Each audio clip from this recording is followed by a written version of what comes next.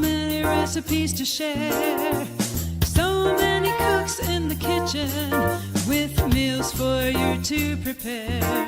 We've got fruits and grains, veggies and beans, more healthy food than you've ever seen. So many cooks in the kitchen, plant-based meals to prepare. So many cooks in the kitchen with ideas we're happy to share.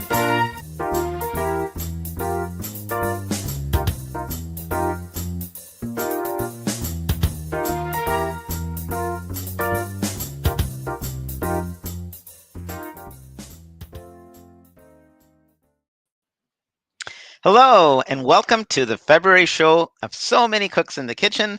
My name is Dilla Barman. I'm one of the cooks in the kitchen. I'm in North Carolina, and today we're delighted to be celebrating Black History Month.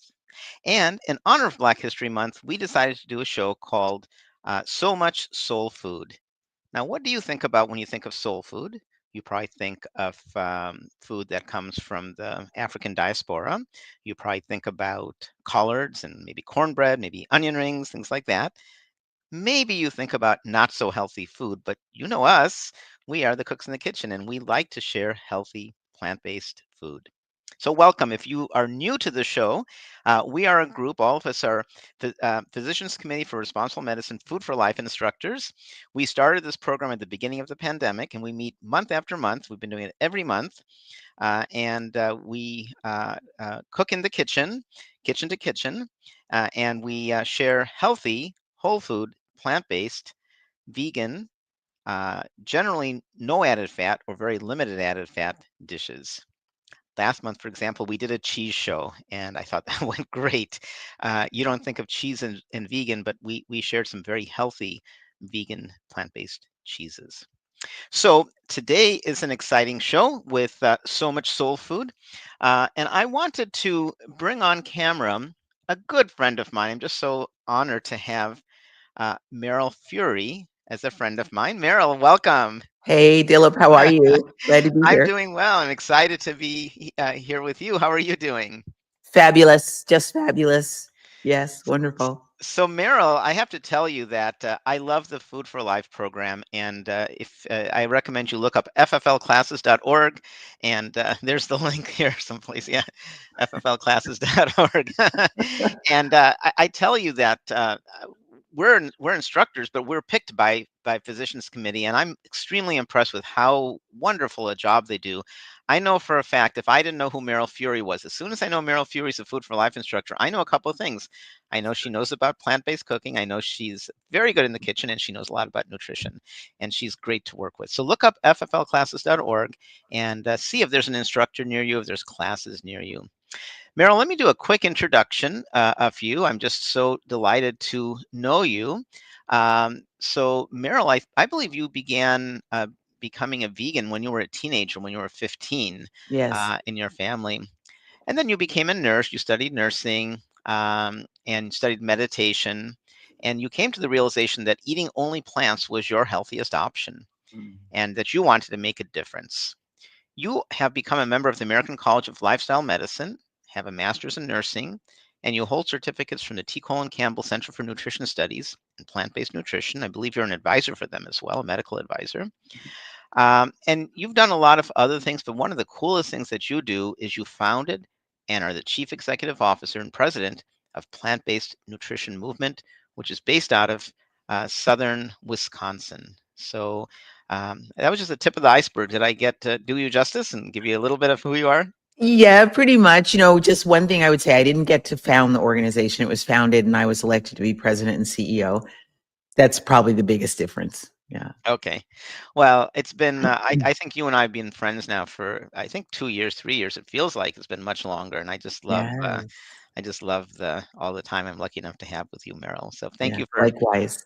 thank you. Likewise. Thanks for joining our show. And the treat is not only I know a little bit about soul food, but not like Meryl. Mm. So I thought, I could chat about it. What I decided to do is I decided to contribute my recipe. I have a black eyed pea recipe, and it's actually a fairly straightforward recipe. So it's in the document, and we'll share the link in a moment. But you can read my recipe. But I thought instead of using my time to cook, I enjoy cooking, but I thought I'd use my time this time to talk to you, Meryl.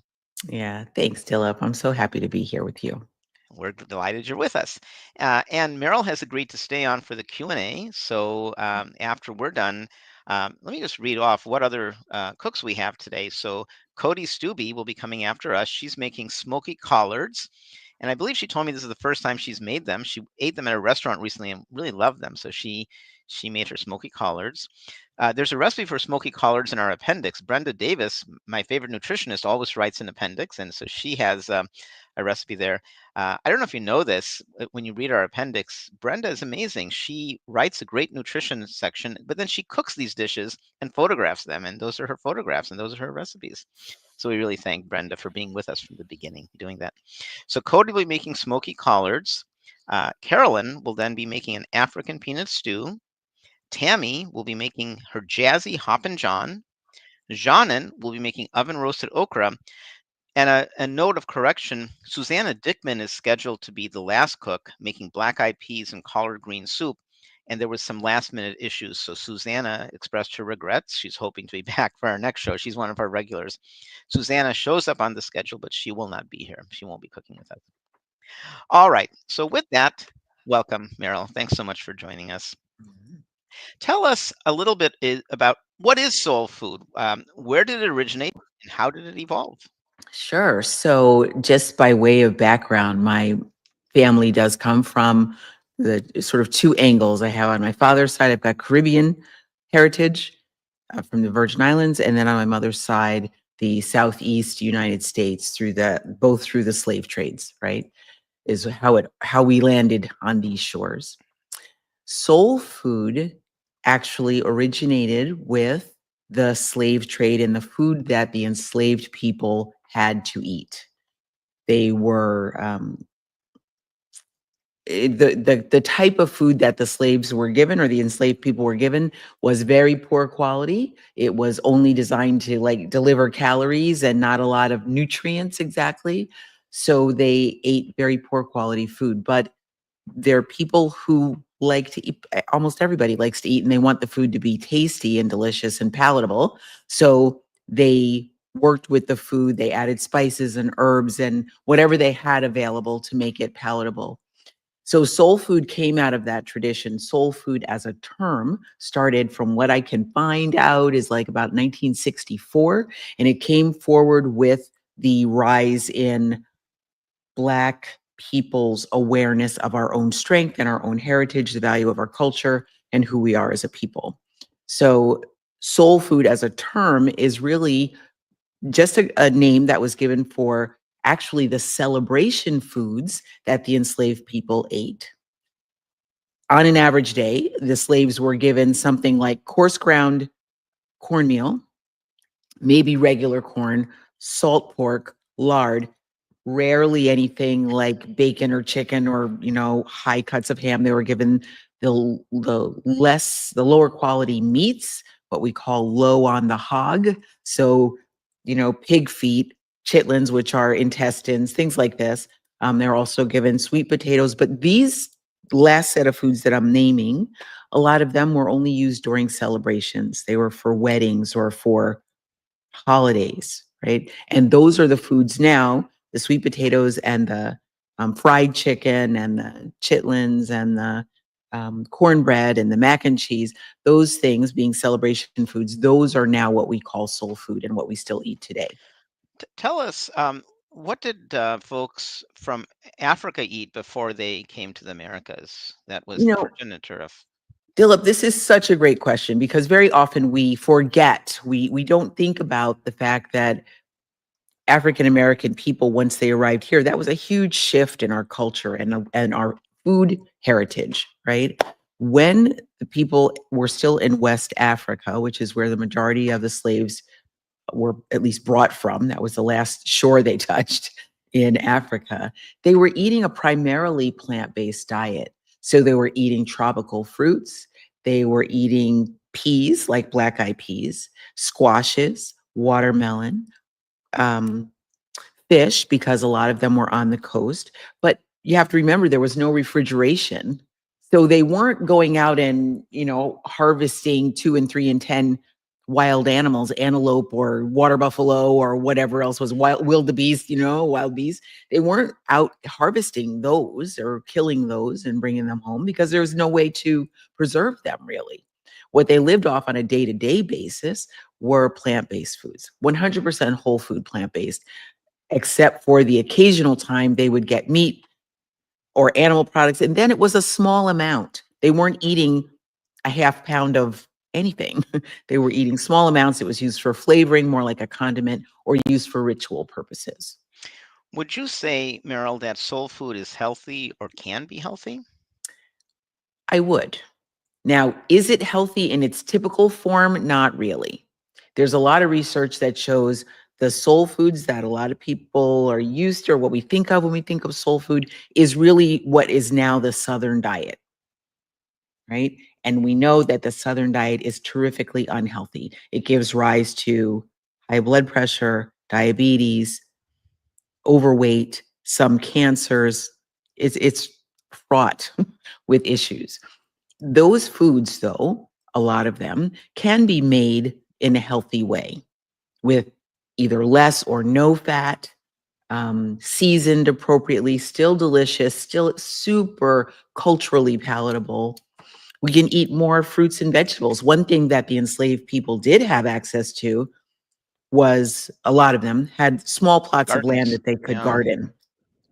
So a lot of what the enslaved people ate were things like collard greens, okra, tomatoes, some herbs and spice, herbs that they grew in their little gardens, peppers, um, things like that, right? So if we go really and look at what the enslaved people ate and what they were eating in West Africa before coming over here, we could have a healthy diet, extremely healthy. It would be heavily plant-based. And we just take out the sugar and the fat and the salt, and we're really good. I wanted to do a shout out to a couple things that relate to what you just said. There's a film that we were talking about before we went live called Soul Food Junkies, and I highly recommend that. Soul Food Junkies.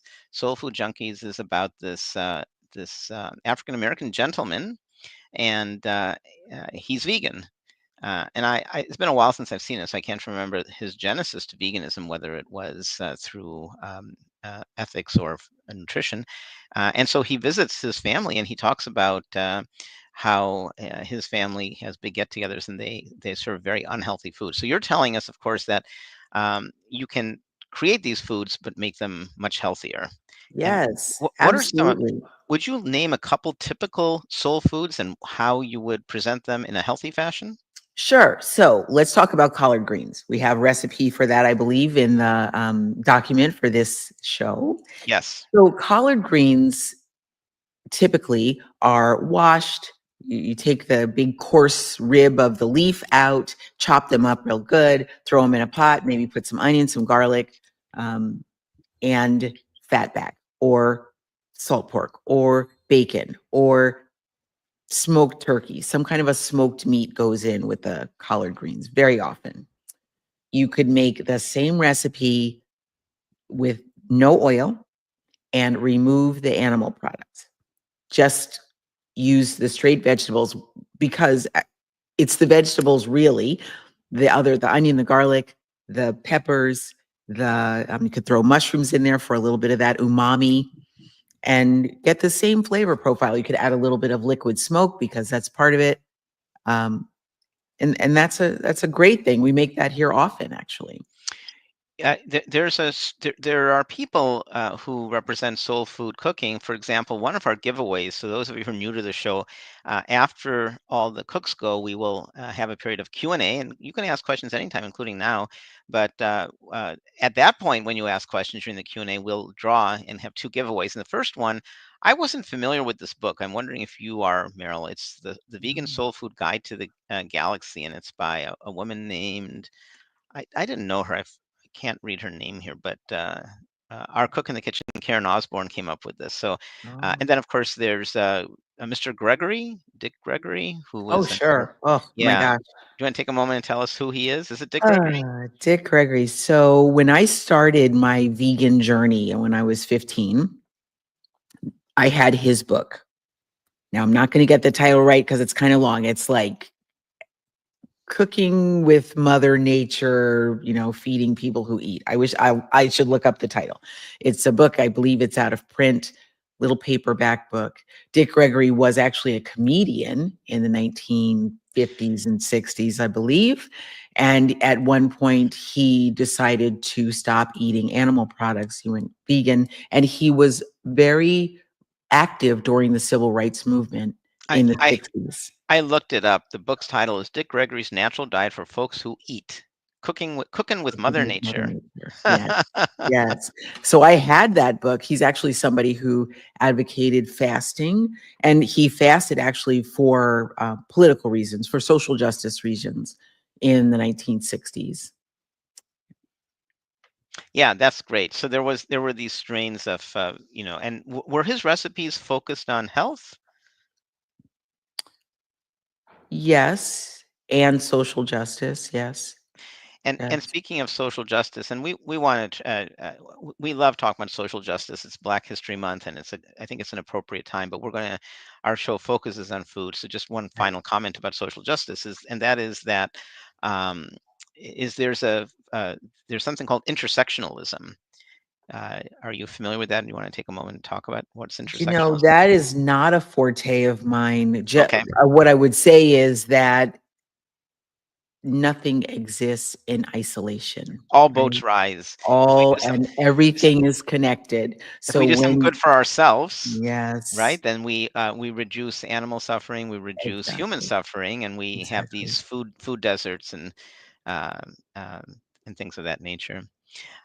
Speaking of food deserts, there's another good friend of mine, Columbus Baptiste, has a great show called Slave Foods, I think. Yes. And I don't know if he's still putting out the show, but it's I don't excellent. think so. I don't think so anymore. But that was a great one about how we, first of all, what is slave food, and then how we are enslaved to certain types of food.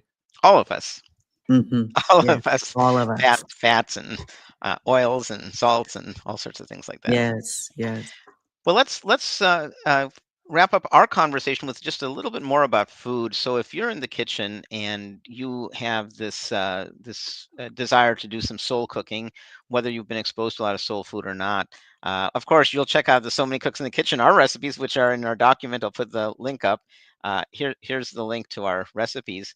But what would you advise somebody if you're just in the grocery store and saying, I have this feeling of making some soul food. What kinds of ingredients would you put in the cart, and what are some quick cooking hints for some of those ingredients? Wow. Okay, Dilip, that's a convoluted answer for not a lot of time, but um, some of the standards are collard greens or mustard greens or turnip greens or kale. Dark leafy greens are important. They carried the enslaved people a long distance and kept them strong. Um, Liquid smoke is important, and that is it. Harkening back to the cooking over wood fires, right? Uh, Cornbread is a big one, and that recalls the fact that the enslaved people were often given very coarse ground cornmeal as part of their monthly allotment of food. Barbecue is another one. Now I know barbecue is not exclusive to African Americans or people that were enslaved, but that cooking over a pit or an open fire, roasting meats, adding sauces, adding vinegar, adding hot peppers. These are ways that the food was actually, like, any bacteria might have been killed if any was growing, as well as made it palatable. Because we are a plant-based show, actually, my recipe contribution for this episode is a barbecued jackfruit sandwich. So you can use other plant-based items, whole plants, and use barbecue techniques on them. It could be mushrooms. Portobello mushrooms are amazing done barbecue style on an open grill, or the jackfruit is good too. Also, people use seitan the same way. I think barbecued seitan is good. I and guess you could probably do tempeh and tofu while you're at it, right? and for those of you who don't know what seitan is, it's wheat gluten. I love wheat gluten. It's kind Yeah. of It's stretchy, and it's a good food. It's high in sodium the way it's typically purchased commercially. You can Mhm. make your own and make it less high in sodium for sure. Yeah. I think one other thing that we don't think about as far as soul food goes is the peanut. That was something Ah, that was very important in the Deep South. Um, George Washington Carver went very far in working with the peanut. He was, I think, young enslaved boy, and then grew up and got educated and did a lot with working with the peanut. So peanut is another one, and you'll see that in some of the recipes from this episode. Also, peanuts were used in Africa; they still are. Peanut stews and sauces are important. So those are some of the basics. Now, soul food is a deep and long, long, long history. Uh, but there are, like Dilip's been saying, some great books out there. I'd also recommend Bryant Terry. He's yes, Brian another Terry is great a author. gentleman. He's such a nice Yes, guy. He's yes, yes.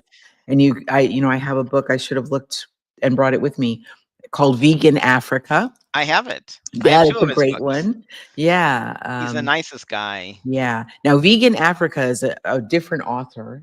I have that one upstairs. Maybe I'll run and get it while we're doing the rest of the show, and I'll have it at the end with That us. sounds good. And then there's Tracy McWhorter is Yes. another very well-versed, seasoned, can we say, veteran chef and nutritionist, African American woman that works a lot with the flavors that are typical in the flavor profile for soul food.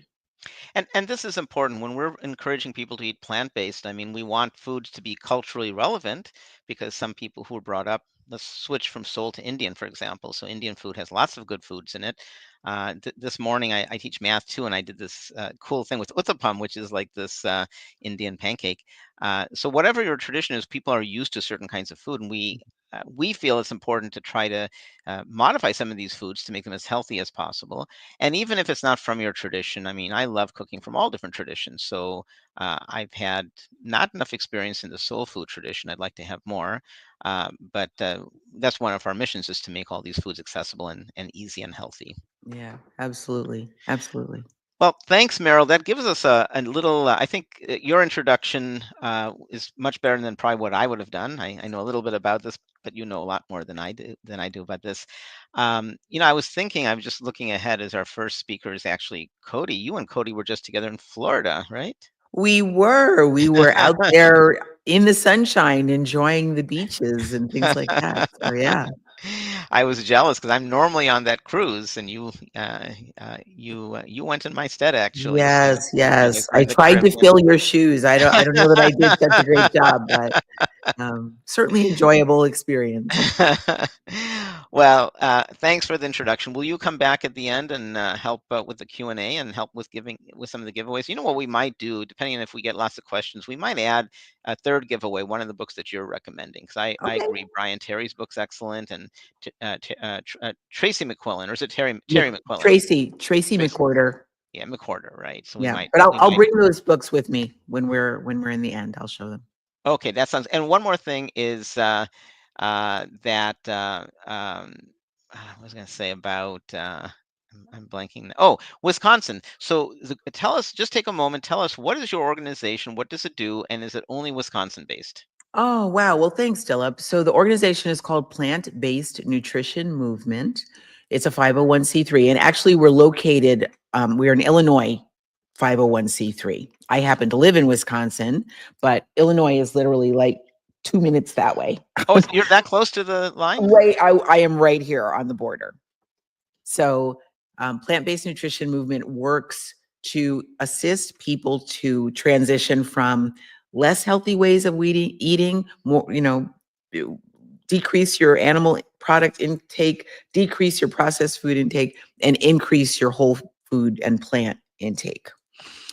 A lot of what we do focuses on children. We advocate heavily for children to get used to and exposed to and have access to whole healthy plant foods. Excuse me.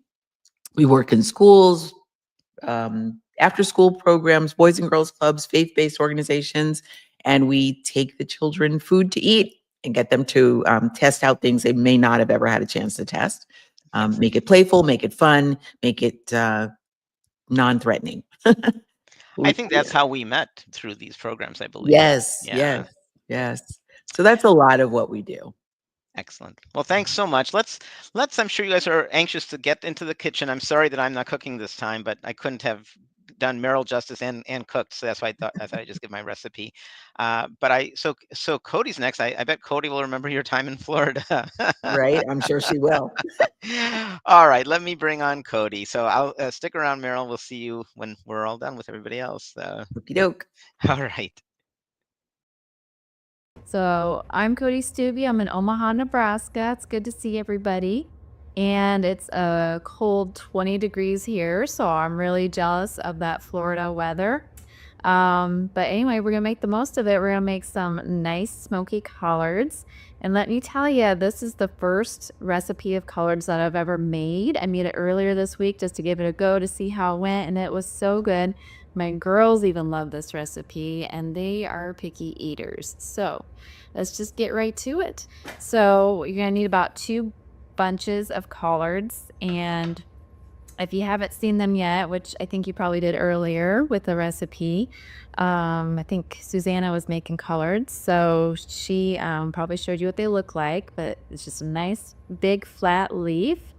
And it's in the same family as the cruciferous vegetables. So it's got all those wonderful health properties that those include.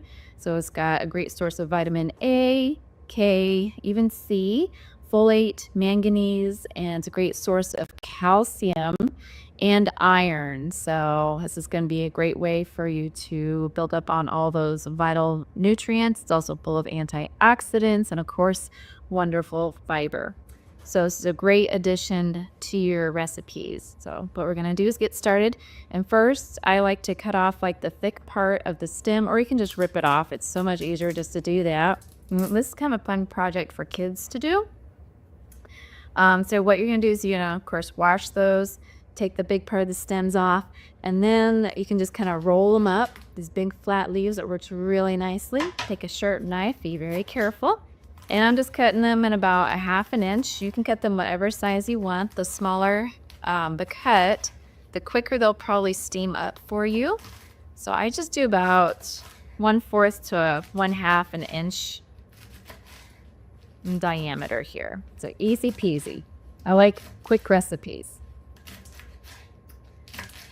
Love it. All right. Guess I got about 2 bashes of that, and they're beautiful, dark green. Now I got my little stove top here. It's got to plug it in. It's gonna make a few noises here. And this is gonna get kind of hot. I'm gonna go ahead and turn it on. And this warms up really quickly. So what I'm gonna put in there is I have some veggie bouillon.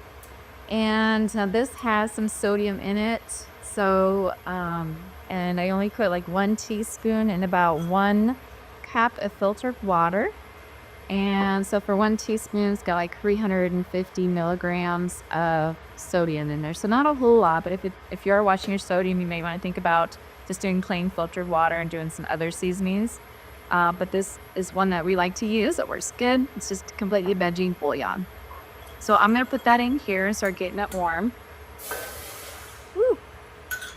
Heats up really quickly. All right, so then I'm just going to go ahead and start putting my collard greens in here. Now these will cook down. So it's always good to get a little extra, more than you think.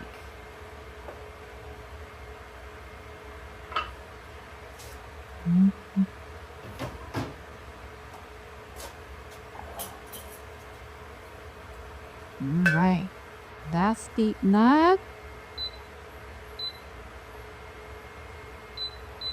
Just turn it up a little bit more. All right, I also have some seasoning. So I have some garlic and onion powder and paprika. I didn't have smoked paprika, but that would be a great addition. And you could do smoked paprika in place of the liquid smoke.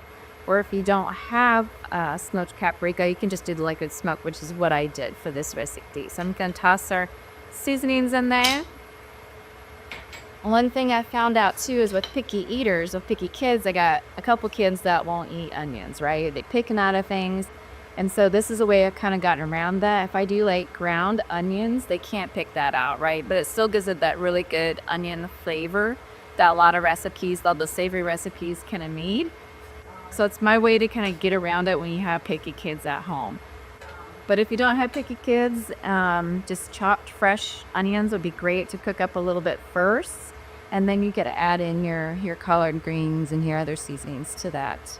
Also, fresh garlic would be wonderful versus the ground garlic, but ground garlic works great as well. Luckily, all my kids do like garlic. But for the sake of ease, I thought I'd just do powdered garlic just to show you how that works. And these are already starting to kind of cook down, and they're getting beautiful, bright, vibrant green color. And I'm going to add just about a half a teaspoon of liquid smoke. And you can always add more or less of any of these ingredients. You kind of just make it to whatever flavor that you like and your family. Oh, and you can smell that. It smells so good. Like a hickory smoke. Stir that up. Okay, I'll put this lid on for just a few minutes here. This will probably cook for about 8 minutes. It kind of just depends. You want to kind of keep tabs on it. Maybe pull up a piece with the fork and see if it's tender enough to eat, especially like the thicker parts. So if you grab one that has like the thicker part of the stem, even though we pulled off the big chunks of stems, there's some that are still a little bit thick. You can try one of those pieces, and if that part's chewable, easily chewable, then it's done. Then I would just stop it there. You really probably don't want to overcook it too much. But see how this is a salad master, and that's kind of making that little noise. I mean, it's steaming up pretty good. This device cooks really quickly. Yep, you can see the steam coming up there. It smells so delicious. One other thing that I think would be a great addition to this recipe would be some legumes. I just did a can of kidney beans. I love kidney beans. I think they're a beautiful color. And they just need warmed through. Since they're canned, they're room temperature, which here in Nebraska can be a little bit cooler, of course.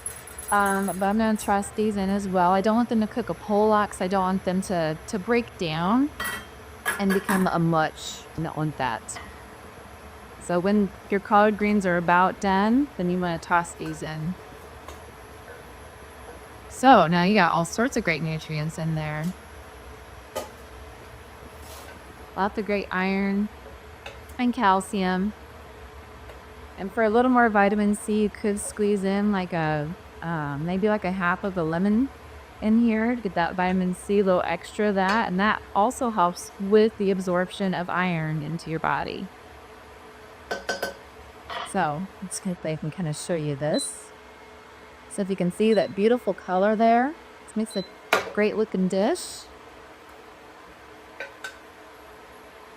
Now, if you don't like it, like with a really thin sauce in there, that smoky sauce, you could stir up a little bit of cold water and maybe like a half a tablespoon of cornstarch. You whisk that up and then toss it in there and stir it when it's about done.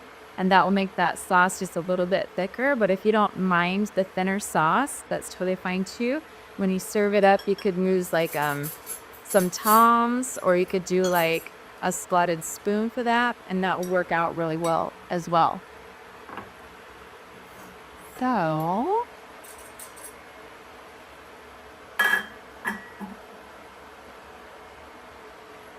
this is how it's looking. And it smells so good in here, I tell ya. These might just need a couple more minutes. Just to make sure those leaves are nice and tender enough to eat. Now, the other night I did make some, and this is what they look like when they're left over. They do get darker, and I did have that paprika in there, so it kind of makes the sauce kind of look like an orangish kind of brown beige color. And it still smells so good. I mean, got such great rich flavor, even as a leftover. So these work really well. Okay. Please. Put them out there. So yeah, my kids love this. Even my picky eaters, they loved it. So this is a really great one to add to your recipe book. They look good. And just perfect. So see, that really didn't take very long.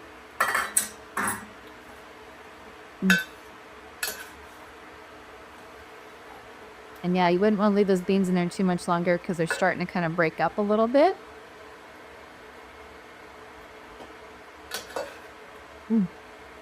So good. So full of nutrients. Right. There it is. There's our chopped smoky collards and with the addition of some kidney beans. So there you go. Fast and easy. I mean, look, that didn't take very long at all. So this is a really good little side dish to make on a busy weekday night. This would also be really good on like a bed of seasoned quinoa or any other kind of grain that you like near your rice. That would be really good too, and kind of make it a full meal. And then maybe have some fruit for dessert, and you get all your different food groups there that you want. So, all right. Well, thanks for joining me. I hope you give this quick, easy, delicious, easily customizable recipe a try. And I'm going to send it on over to Carolyn in Montgomery, Alabama. All right. Thanks. Thanks. That looks great. I can't wait to try it.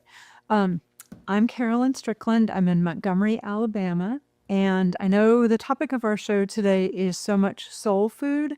I'm going back to the roots and I am making something African. So it's from West Africa, probably more specifically Senegal in West Africa.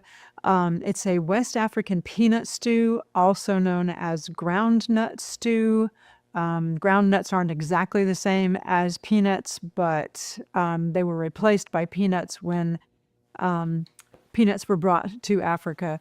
So, but another name for it would be mafe, M-A-A-F-E, mafe. This is just a delicious, really hearty and filling stew that has either peanut butter or peanut powder in it. So I'm going to use peanut powder today. So what I'm starting with is onions, 2 onions thinly sliced. I'm going to dump that into a hot pot. And we have 1 whole carrot diced. We have 3 stalks of celery diced. And we have garlic, 3 whole cloves of garlic minced.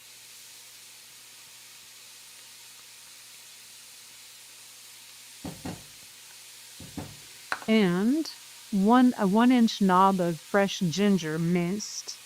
So the ginger is one of the things that makes this dish really pop. So, and it is one of the more traditional of the ingredients in this stew.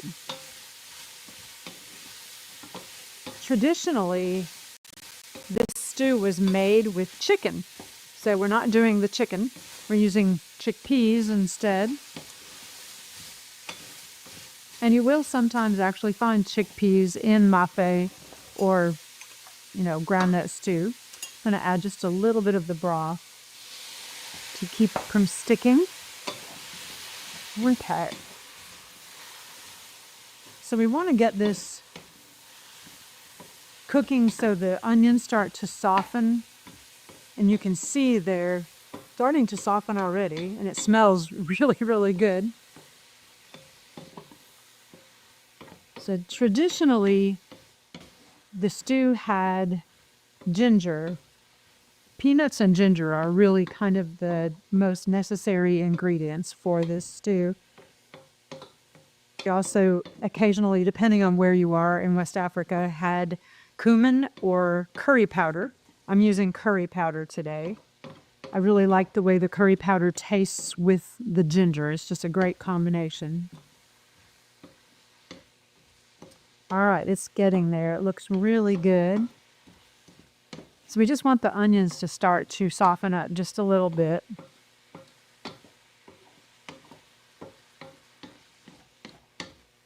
This is actually a pretty fast and easy stew to put together once you have all of your ingredients ready. And if you don't like chopping onion, you can actually buy pre-chopped onion, pre-chopped carrots, pre-chopped celery at most large grocery stores. Oh, and I have some ginger here just to show. I was using fresh ginger because it just really is so good. But if you can't find fresh ginger, you could use powdered ginger. So it's a 1-inch knob of fresh ginger, minced. But if you can't find fresh ginger, then use powdered ginger. And you probably want to use at least a teaspoon, maybe 2. All right. So that looks really good. Okay, we'll go ahead and add. It's 2 sweet potatoes. I leave the peel on sweet potatoes when I cook them because you get so many nutrients out of the peel. Just give them a scrub and get the dirt off and cut off any bad spots. But it's 2 whole sweet potatoes that are cut into about 1/2-inch pieces. 1.5 cups of low sodium stock. And I'm just using a regular vegetable stock. You could use homemade, you could use store-bought. And then 1 28-ounce can of fire-roasted diced tomatoes.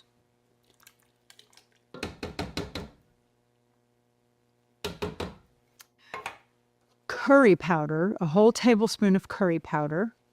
And this is a sweet curry powder from Penzeys Spices. If you want to amp up the heat a little bit in this dish, you could add a more spicy curry powder. So it depends on, the kind of curry powder you're using, but this one is sweet curry powder from Penzeys.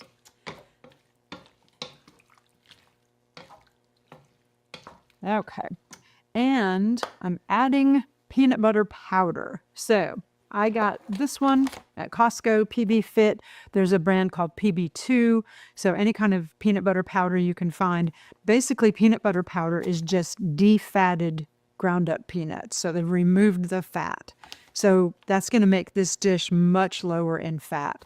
Now, if you want to, you could use the same amount, 1/3 cup of just regular peanut butter, and that's fine too. So either way, it's going to taste really good. All right, 1/3 cup peanut butter powder. Get that all mixed in.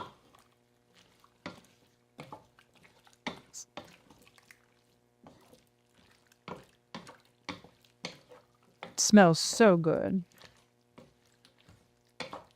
Okay, and we have a can of low-fat coconut milk. So you don't want to go with the high fat. We're trying to keep the fat low, so go with low-fat coconut milk. And 1 can of chickpeas that I've already drained and rinsed. Okay, and you could save that chickpea liquid, that aquafaba, for something else. Okay, that's looking really good. And it smells incredible. And then we're going to add, if you use salt, then use iodized sea salt. And we're just going to use 1/2 teaspoon or so of iodized sea salt and some fresh cracked pepper. Okay. And then we'll bring that up to a boil. So the chickpeas are already cooked. The onions and the carrots and the celery are cooked. So the biggest thing, and the tomatoes are cooked. So really the biggest thing that we need to make sure is cooked all the way through is the sweet potatoes. So we'll let that simmer. Once it comes to a boil, bring it back down to a simmer and then put a lid on it for about 30 minutes. Stir it every now and then. But when it's done, luckily I already have a whole pot of it done. So let me grab that. When it's done, that is when we add the greens into it. So traditionally, it probably would have been cabbage, but What we're adding is a combination of kale and collard greens. You could just use straight up kale. You could use collard greens by themselves. That'd be fine. We're just going to mix that in with the juice of half of a lemon. All right, so this is one pot that's finished already. Just finishing it off with all these delicious greens.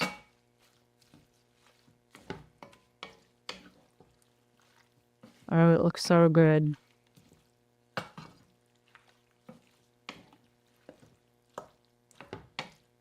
Yum.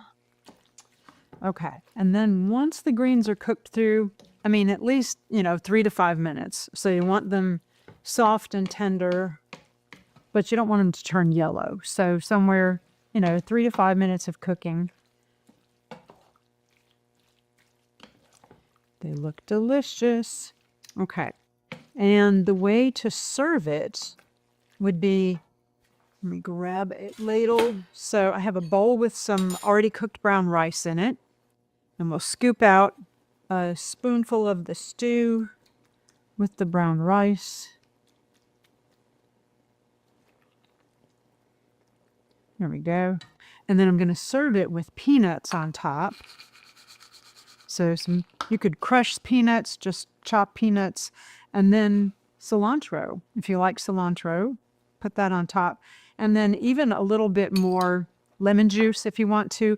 Also, when it gets to this stage, taste it and make sure it's peanutty enough for you. So if you want more peanut flavor, you could add more peanut butter powder, a few spoonfuls at a time.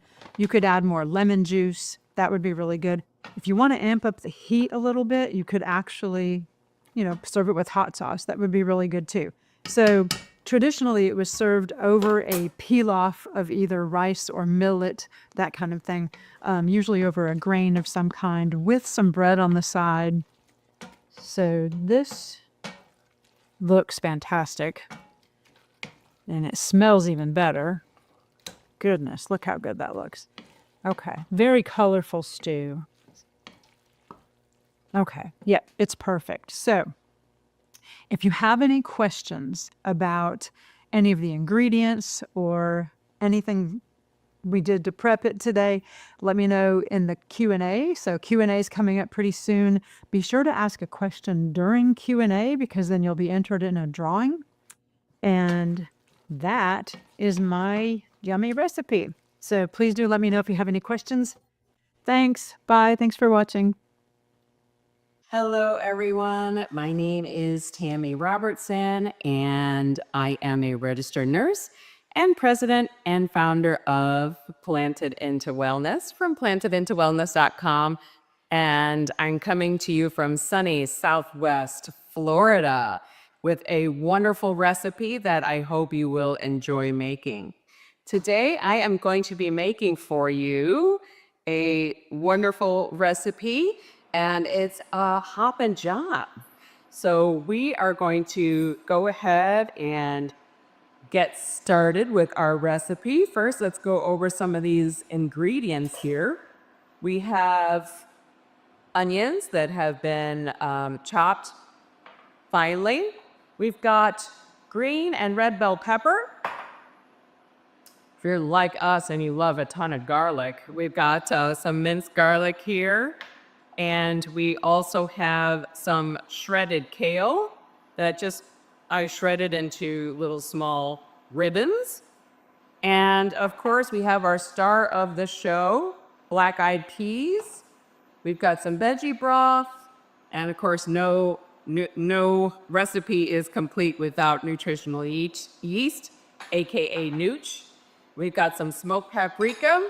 We've got onion powder, garlic powder, and cumin. And then we've got some red chili pepper flakes. And for an extra kick, some liquid smoke. All right, so we're getting our recipe started. First, we're going to actually start off sauteing our onions.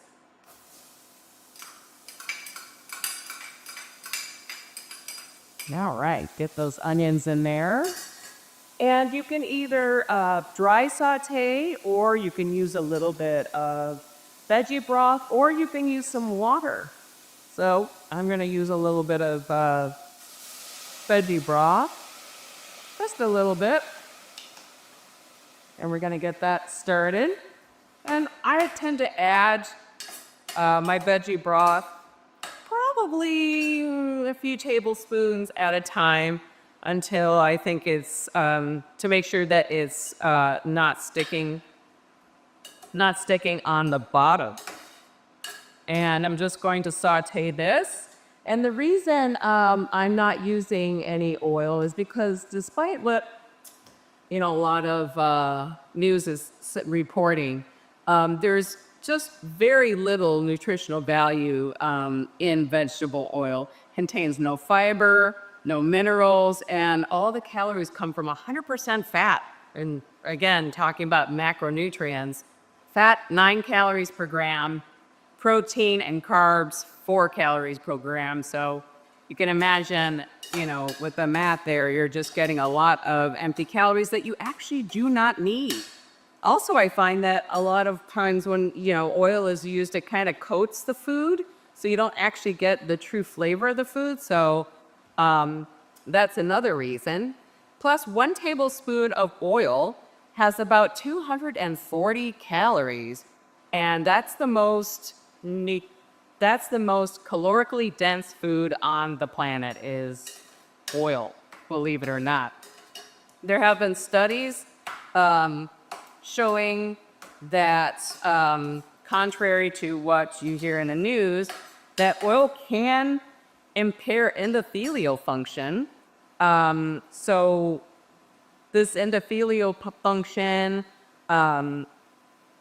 is something that we actually need for good health.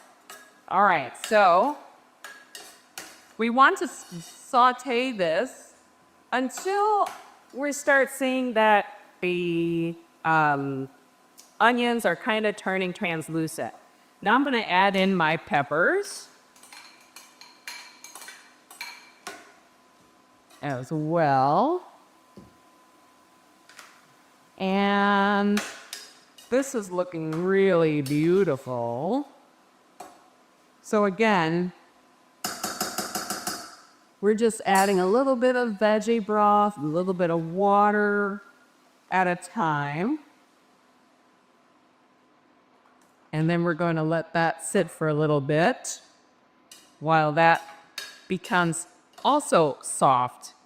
And those onions are just going to keep becoming more and more translucent. So a lot of times I get asked about black-eyed peas and the meaning of black-eyed peas, why people eat them. So black-eyed peas and Hoppin' John is a tradition, Southern tradition mostly, an African-American tradition that is mostly eaten on New Year's Day. And black-eyed peas represent good luck, prosperity, and hope. It's eaten again all throughout the year, but it's especially a tradition around New Year's Day. Black-eyed peas, back during the Civil War time, they were a vital food. Black-eyed peas were considered a humble food and mostly actually used for livestock, believe it or not. But for freed slaves and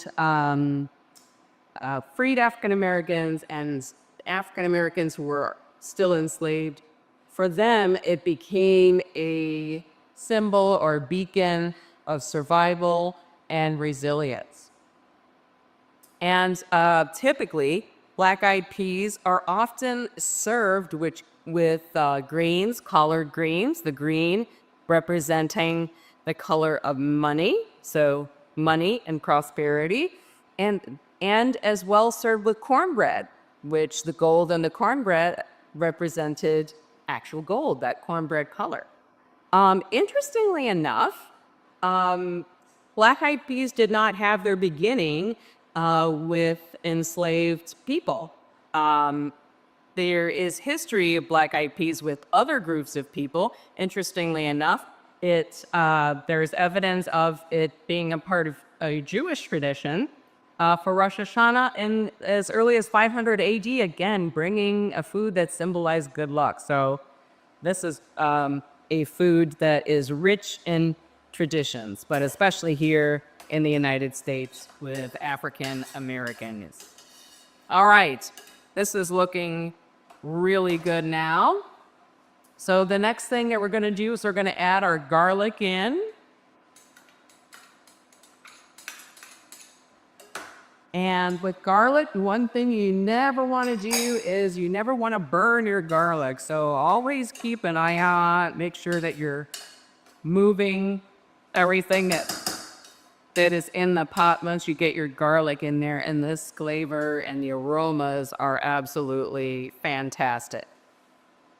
Now, getting back to our black-eyed peas, they are really nutrient dense. They're packed with fiber. Again, fiber only found in plant foods. Protein, because we all worry about where our protein is coming from in a whole food plant-based diet. As long as you're getting enough variety and enough calories, you are getting enough protein.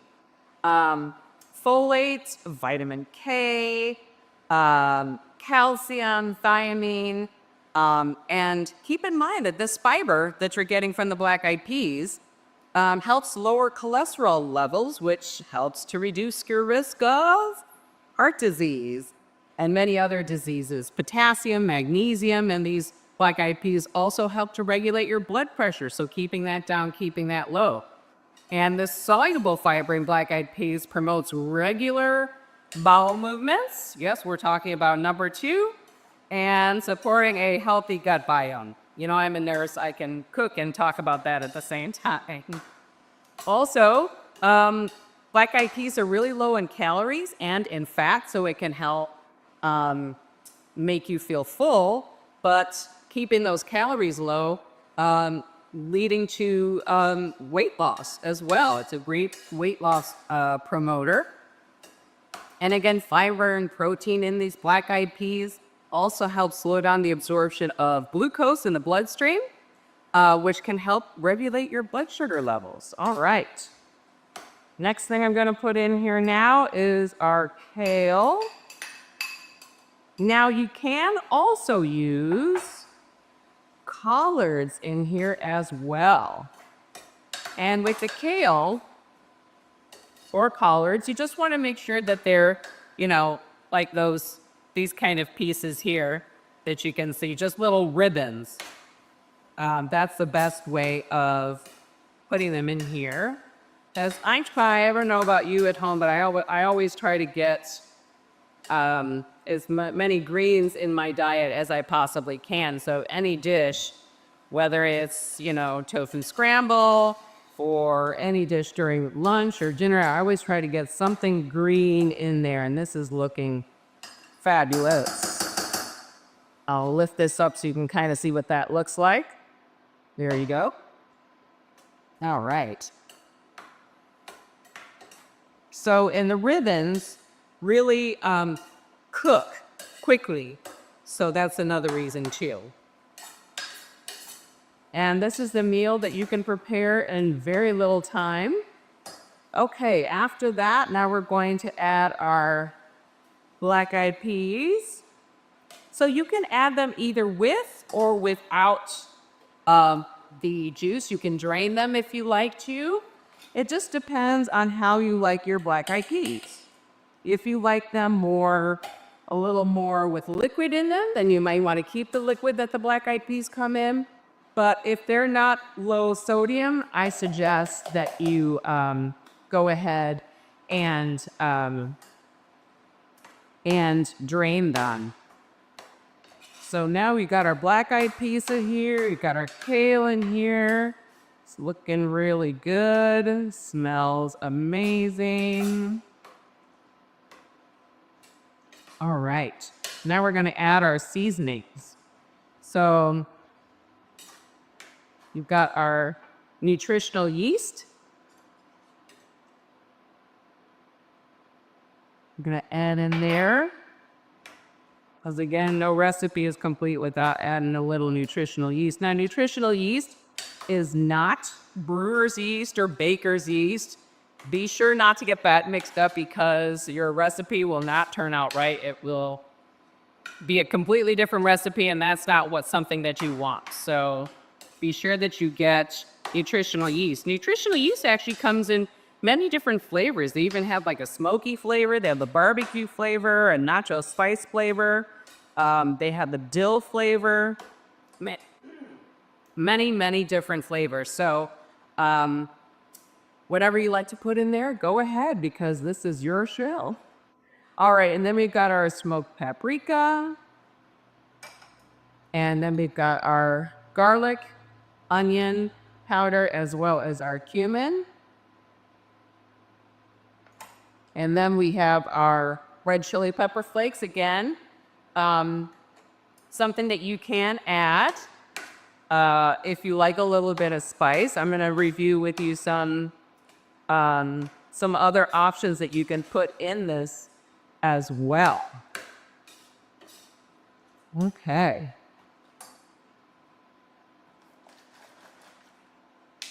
And then I'm going to put in, because we like ours a little bit liquidy. So depending upon how you like yours, you could either have it liquidy or you could have it less liquidy. Whichever is your preference is how you should prepare this. All right. And liquid smoke is another addition that you can add. Remember, liquid smoke, a little goes a long way. So if you like a lot of smoke, then you can put a little bit more in. I would suggest trying out like a 1/4 teaspoon and seeing how that does in your recipe. And add to it from there. Remember, you can always add, but you can't take away with it once it's in there. And this is smelling absolutely fabulous. And I'm going to add a little more veggie broth. Give that a stir. And I'm going to let this cook down a little bit. Now, some more benefits of black-eyed peas. Bone health, calcium, vitamin K, and black-eyed peas contribute to very strong and healthy bones. And they contain antioxidants, flavonoids, which can help protect cells from that damage and reduce risk of overall chronic diseases. And iron, which is good for blood cell production. And people have been using black-eyed peas in various dishes for a very, very long time. And of course, kale. Kale is one of the ingredients that we put in there. It's a cruciferous vegetable, and it's a member of the cauliflower, the cabbage family, and other cruciferous vegetables like cabbage, broccoli, cauliflower, collard greens, Brussels sprouts. There are different types of kale. The kale that I use is dinosaur or lacinato, that really deep green color. There's also Scottish kale, and there's Russian kale. There's a whole different types of kale that you can use, like I said, or you could use collard greens. 1 single cup of raw kale, which is about 2.4 ounces, has 206% of vitamin A, which is derived from beta carotene. And vitamin K, again, only in 2.4 ounces or a single cup of raw, 864% of vitamin K and 134% of vitamin C. So you know what? It's a win-win situation. Now let's go over some of these things that you can use as an alternative or in addition to your Hoppin' John. You can use sriracha. You can use hot sauce. You can even use hot sauce seasoning that comes in a powder form, which I used before. You can use jalapenos, serranos, any type of pepper.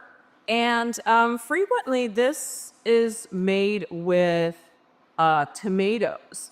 So my husband unfortunately has a tomato allergy, so we do not use tomatoes, but you can definitely add that as an addition to your Hoppin' John. You can also use at the very end, once you take it off the heat, you're serving it up in your bowls. You can use a nice squeeze of lemon, which brightens everything up in the recipe, which is amazing. So those are all great options. All right, so this is coming along very well. So again, you could make this as a drier dish without a lot of liquid, or you can make it as a dish that's more like stew. And we are done with this recipe. So again, a recipe that did not take a long period of time. And I'm going to plate this up for you so you can see how amazing this was. You can see it just takes like 15 minutes. So how easy and quick is it to eat healthy? Very easy. All right. All right, ladies and gentlemen, this is the moment that you have been waiting for. Hoppin' John.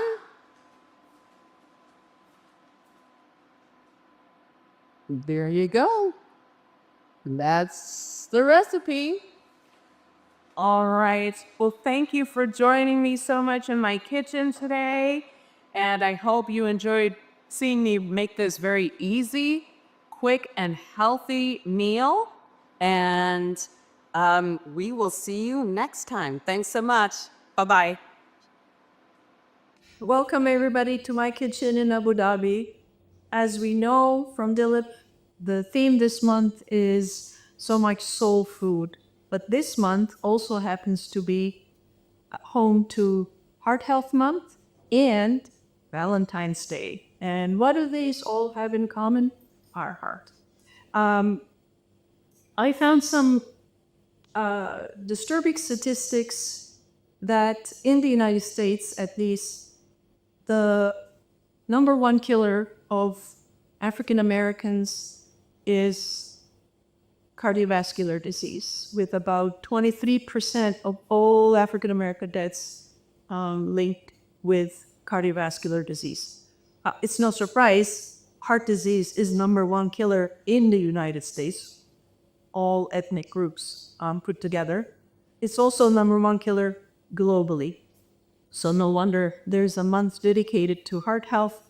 And I hope this month, when you take your loved one, your heart healthy Valentine, to a nice Valentine's meal, maybe you would consider going to a vegan restaurant, vegetarian restaurant, or when you go to your favorite place, skip that ginormous steak and have something plant-based instead, because the heart health is very important.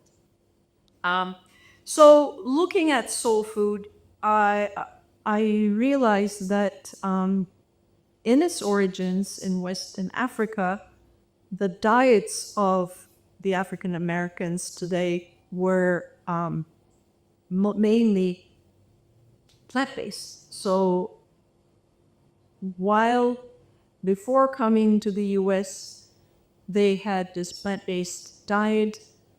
Unfortunately, during slavery, conditions were not good, as we all know, and the diet got twisted to what we today call soul food.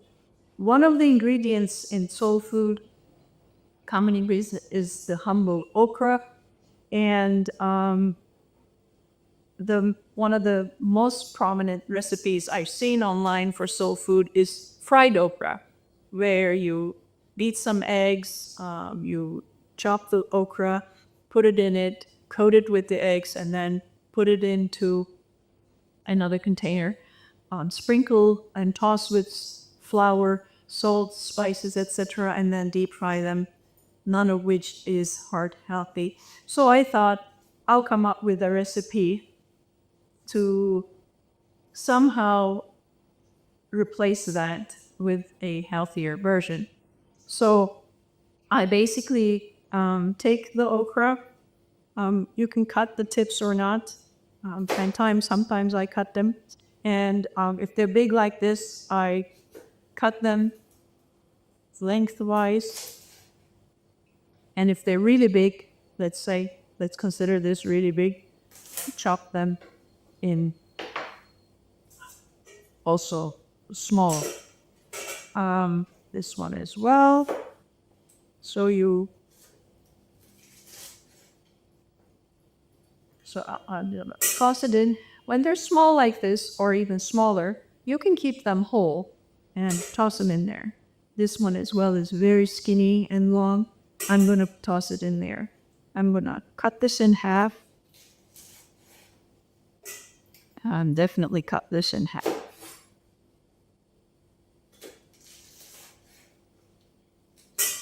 Yeah, this one was really thick as well. So it's easy. You can, and sometimes I leave them because after the cooking you can hold it from that. And so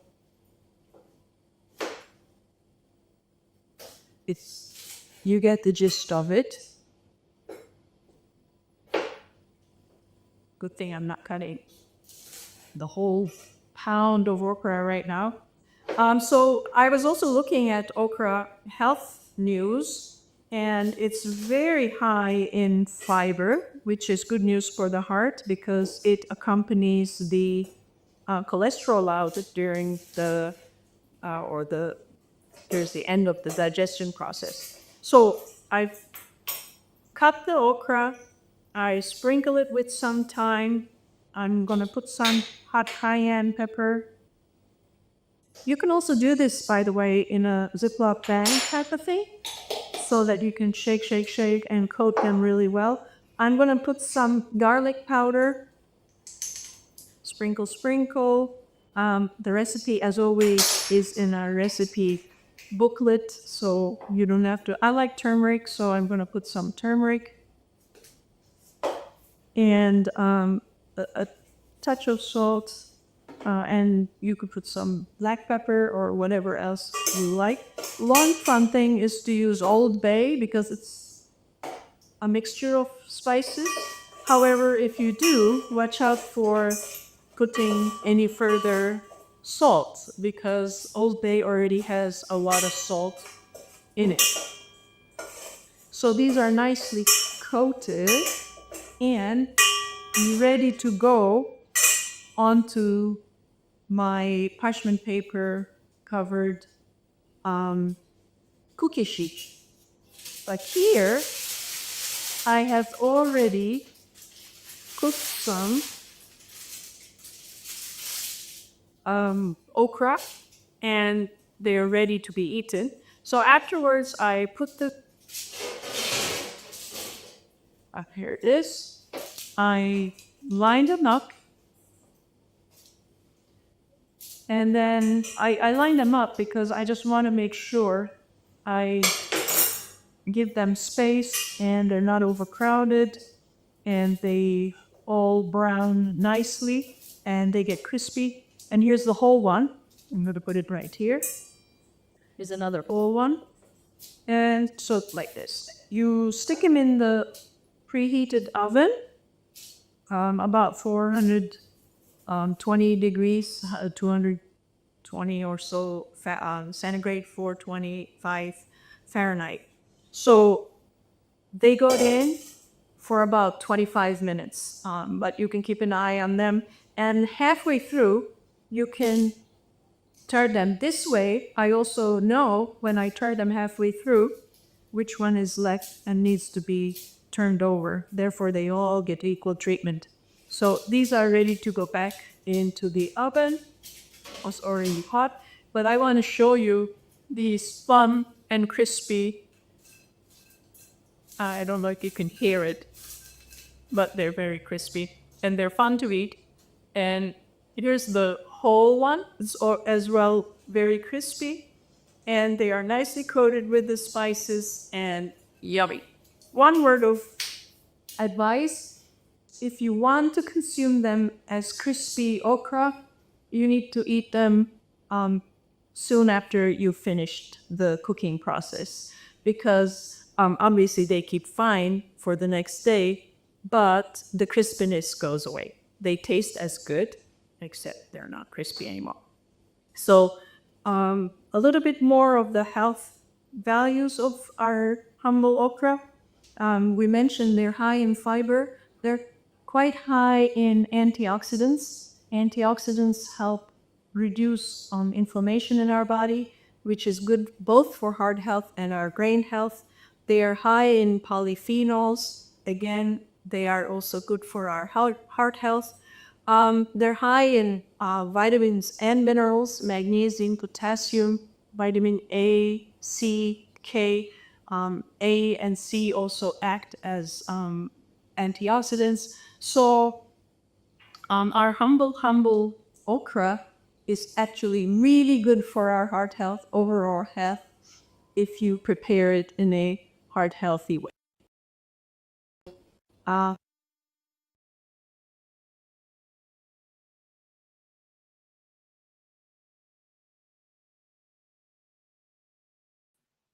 Oh, I'm not sure what happened. Sorry about that. We're having a little technical difficulty. I'll ask Janan if she can get back on. We're having several technical problems. So Carolyn's having problems too.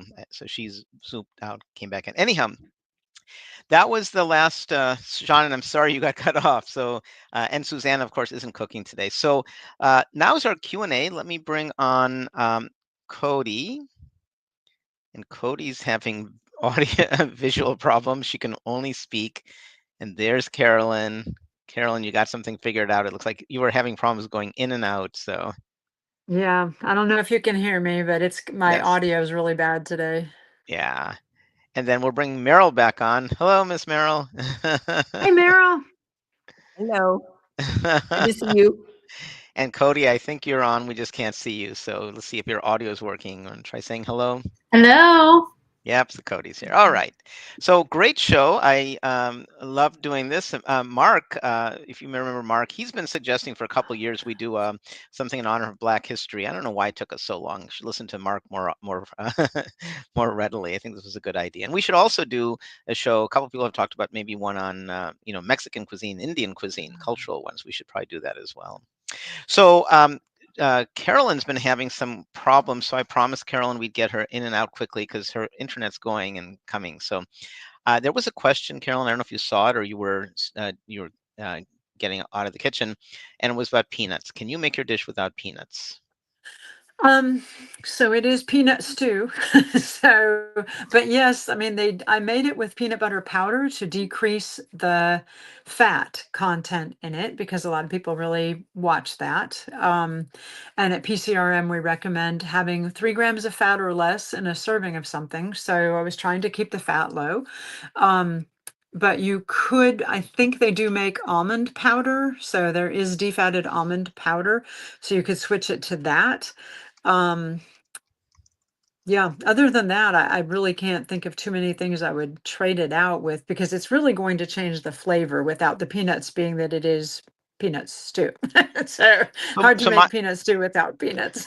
my thought is you could either, as you said, almond, but we can also use cashew, and that changes. Cashew is a nut that's used a lot in Indian cooking, and it kind of changes the texture. Right. That might be kind of fun to Sure. try. Well, and so I used powdered. So you could use, if you're going to go with more fat, then you could use almond butter, cashew butter, sunflower butter would really Macadamia change the nuts. flavor. Macadamia Well, nuts. yeah, that'd be really high in fat. That'd It be would. seriously high in fat.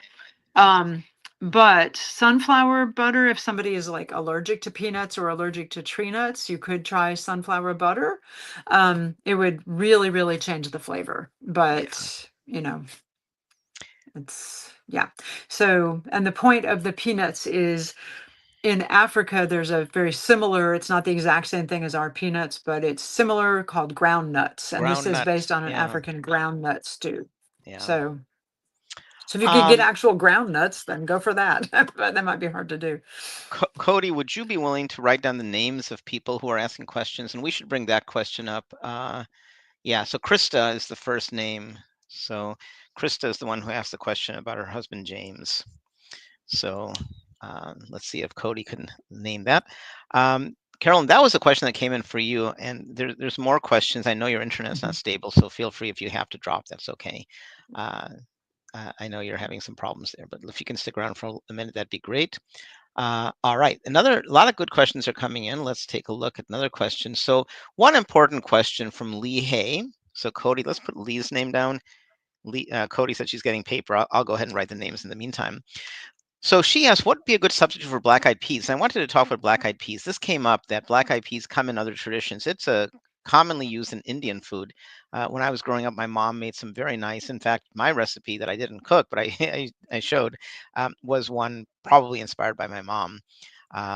So and a nod to the Indian cuisine. If you look at my recipe, I included some turmeric. And anybody, especially Meryl, correct me if I'm wrong. I don't think turmeric is typically used in soul food, and it's probably not generally an African food. So I included turmeric in mine for a little bit of color and for its wonderful nutrition. But with such small quantities of turmeric, it's not going to change the flavor profile at all. So I think it's a Yeah. good thing to sneak in. So actually, turmeric is used in African cooking now. Is it? There was an influx of Indian people actually that landed Right. in Africa, right, when the British were over there doing their colonial best.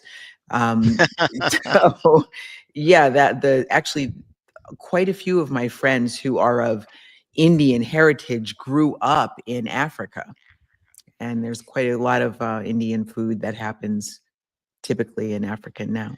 Well, of course, that's interesting because really we're honoring Black History Month. We're all African. That's where scientists tell us we originate from. And so not only are we all African, we're all people of the world. So our foods borrow from each other. And as you suggest, Indian food. There's a very large. We have some good friends who are of Indian background, but they were in Africa for at least several generations. Right. So they identify. They know about some Indian culture and when they think of home, they think of Africa. They don't think of India. So there's a very rich tradition of Afro Indians. Right. And in terms of black-eyed peas, I wanted to also make a nutrition comment and see if Carolyn's really having problems with her internet. But with black-eyed peas really aren't peas at all. They're beans. But does anybody know why they're called black-eyed peas? They're called cow peas, I think. They have a number of names. Do either of you guys know, or Cody? Cody's here, even though we can't see her. She's on audio. So does anybody know why they're called black-eyed peas? They're not peas. Does anybody really know what is a pea? So a pea is a legume. Like, well, beans are legumes. So what's the difference between peas and beans? That is a good question. I have my handy dandy cell phone here. I can look that up for you if you'd like. All right. Well, let's leave that for now. There's another question that's coming in. Carolyn's coming and going, but let's see. Alka, good to see you, Alka. I'll put you as the third person. And Cody, I assume you got your paper, but I also have the names. So Alka asked an interesting question. Did we use any liquid with spice for okra? So, and so Janin is not with us. I don't think she used any liquid in the spice. When I cook with okra, I like to sometimes use maybe a little bit of vegetable broth just to make it a little more sticky, so spices can stick onto it. Jerk seasoning goes great with okra, so a little bit of moisture helps it stick. But I don't think Janin did use any moisture. Okay. Oh, and getting back to Lee's question, Lee did ask, is there a substitute? So yeah, you don't have to use black-eyed peas, and either any of you, Cody, Meryl, or Carolyn, if you have any other suggestions besides black-eyed peas, you could use red beans. You could use Black chickpeas. beans. You could use black beans. I mean, in my family when I was growing up, we ate a lot of beans when I was growing up. Probably, I would think for size and maybe texture, closer would be a navy bean or we used to call them pea beans. Kidney beans have a distinct, every bean tastes a certain way. They all have their own flavor, but I think the smaller white beans might be closer in flavor but black-eyed peas, very distinct flavor. Very, very Yeah. distinct. They do, and the texture is unique. So absolutely, you can substitute. You can substitute, and Cody, I'm getting a message. Cody, yeah, the list is Krista, Lee, and Elka. Krista, Lee, and Elka so far. Yeah, so black eyed peas do have a unique flavor, but there's no reason you can't substitute. So, if you love chickpeas, it would change the nature of the dish. But correct me if I'm wrong, it's not going to change the nutrition much because one bean versus the other bean is pretty much the same. I could be wrong here. It's possible some beans have a little bit more fiber, a little bit more nutrition, but they're basically great for you. um, so I And the don't think that seasoning is what's going to make the dish anyway, right? Because I've yet to eat a pot or a bowl of beans that didn't have a seasoning in it. Right there, it's really the seasoning we're going after when we're cooking the beans for the flavor. And Cody's right. Cody mentioned Janet. Janet, you're in the running. You're number 4. So Cody, I have Krista, Lee, Elka, and Janet. So Janet had the same question, and Janet asked, "Can I substitute for chickpeas?" I wanted to go back to our question about black eyed peas. So if you were using chickpeas, what I would do is because black eyed chickpeas, when you eat, a lot of it's your mouth texture and mouth flavor and the experience in your mouth. So when you eat black eyed peas, since they're smaller, what I would do, and I'm curious to know if Cody, Carolyn, or Meryl have other thoughts, is I would overcook the chickpeas. I'd make them really soft so that the big texture, when you bite down into it, it feels like a smaller bean. Uh, so generally, we want to minimize our cook times for nutritional reasons to keep the nutrition. But beans are so high in nutrition that if you cook them a little extra, it's not a problem. And we actually, Neil Barnard, who started the Physicians Committee, talks about he says you don't want al dente beans because you could have some problems with digestion. So it's okay to overcook beans. You want to avoid overcooking carrots and, and okra and other vegetables, but beans is fine. Do any of you guys have a different answer for substituting for black eyed peas, or do you think that covers it? I would think any bean. Kidney beans might be really, really different, but Yeah, but it whatever could bean you like. easily be pinto beans or cranberry Sure. beans or mayakoba beans. There's so many. Never heard of them. What's a Yeah, Mayakoba bean? there's something like 80 different varieties of beans in the world. So take your Mhm. choice. I wanted to talk about, and go ahead and keep those questions coming. I have a set of questions too about liquid smoke. So Cody, can you talk about liquid smoke? Do you know how they make it? I've always wondered how they make it, and you get the hickory flavor. And are there different ways of making it? When I was a new vegan, I avoided it. I said, well, smoke, maybe it comes from smoked animals, and clearly it doesn't. So do you know how it's made, and are there different varieties? I don't know how it's made, Dillip. I should have looked that up. That's a good question. I don't know if you ladies know. So I'm here with my handy dandy Dr. Google? reference. Yes, there's a video on YouTube that talks about how it's made. It's made from smoke, chips or sawdust from hardwoods such as hickory or mesquite are burned at high temperatures, and the particles of the smoke are collected in the liquid. Yeah. Just like So it's that. usually like water and there's steam happening at the same time, and they collect the condensation of the And smoke. And smoke is one of those things you want to be aware of, whether it's something that your family likes. My wife does not like a smoky flavor. My daughter does, and I'm okay with it. I sometimes it's better than other times. So I have to be careful if my wife's away and I'm just cooking for my daughter and me, then I can use some of the smoky seasonings. So it's also, I don't think there's any nutritional benefit whatsoever. I think it's just a flavoring to to accommodate flavors that you're looking for. Yeah, and Alka's asking the same question.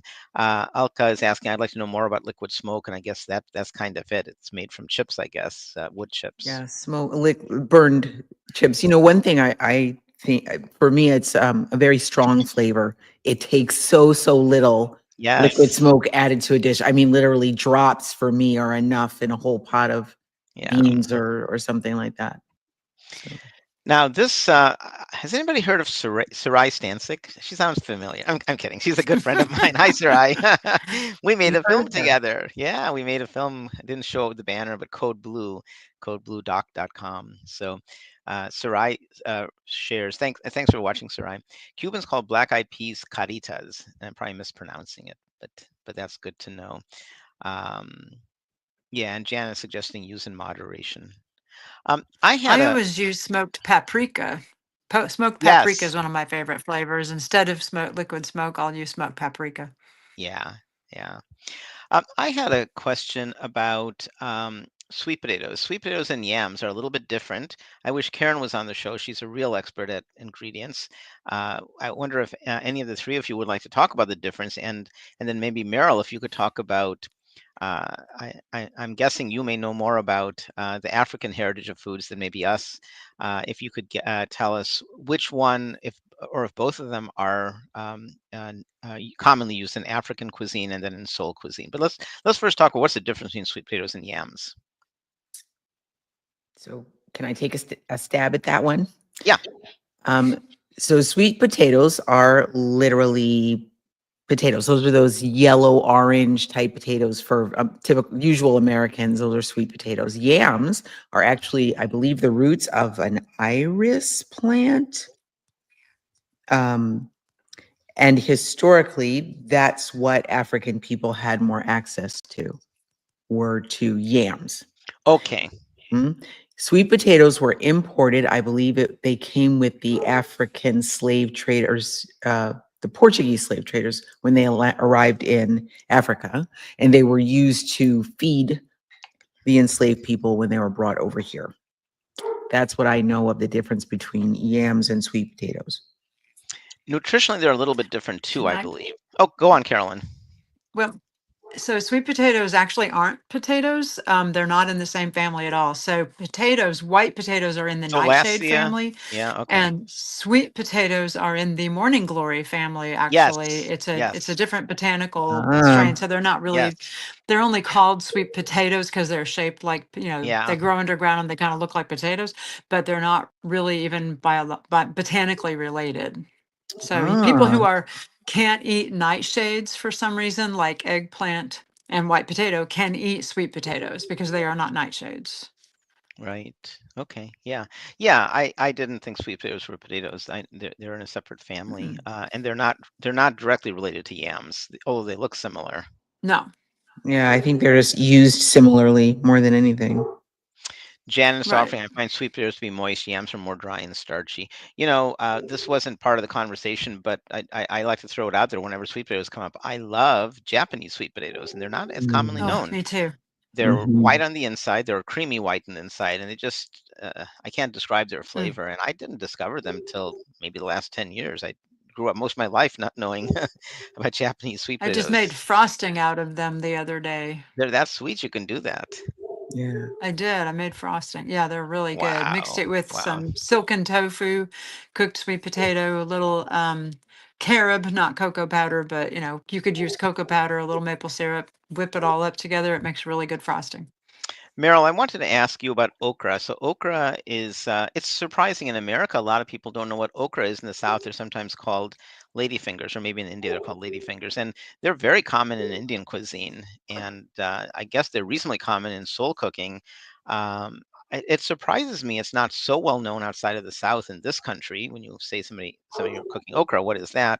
So I'm wondering if you happen to know, or any of you happen to know, is there a connection between maybe countries closer to the equator? Maybe, but okra grows in the north too. So, can you make any connections? Why is it common in Indian cooking and in Seoul cooking? I don't know, but I know okra's not a favorite among a lot of people for the texture. It's a little, I hate to say it, but it's a little bit slimy if you just like pick an okra raw and try chewing it. That's big people food. That's a grown up action right there to be able to do that. So I'm wondering if it just got bad press. It's not a quick sell. It's not like sweet potatoes. You can bake those, you can fry those, you can, do all kinds of things with sweet Yes, potatoes, you make can do pies out of.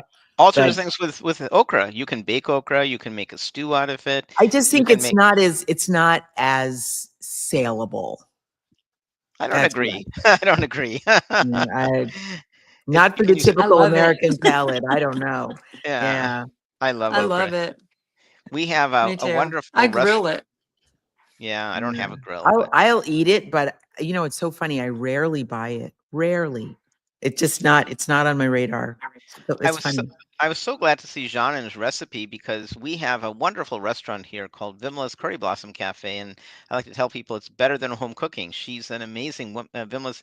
In fact, I used her food this morning for my math class. I was demonstrating something with uttapams, which is an Indian pancake, and she made several of them for my class.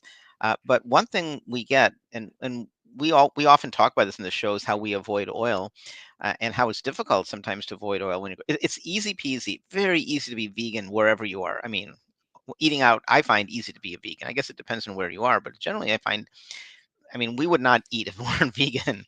And it's reasonably easy to be, reasonably whole food plant based, but it's very easy to be vegan. It's not, I find, so easy to be oil free when you're eating out. And so what I personally do is we don't eat out a lot. And the few times we eat out, use as little oil as possible, but we'll eat it. And so there's one food that Vimla makes that's fabulous, and we always get this, although it's fried, is she cuts okra really thin with a microplaner, and then she cooks it, she fries it, and we generally don't eat fried food, but it's so crispy and so good. It's like often we get that as our appetizer. Um, Carolyn So wants I'm to say guessing it's something. not too slimy when it's cooked like that, right? No, Yeah. not at all. Not at all.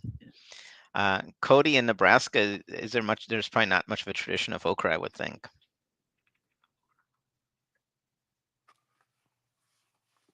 I haven't really eaten okra, maybe just once or twice, Okay. but I We haven't. What's okra?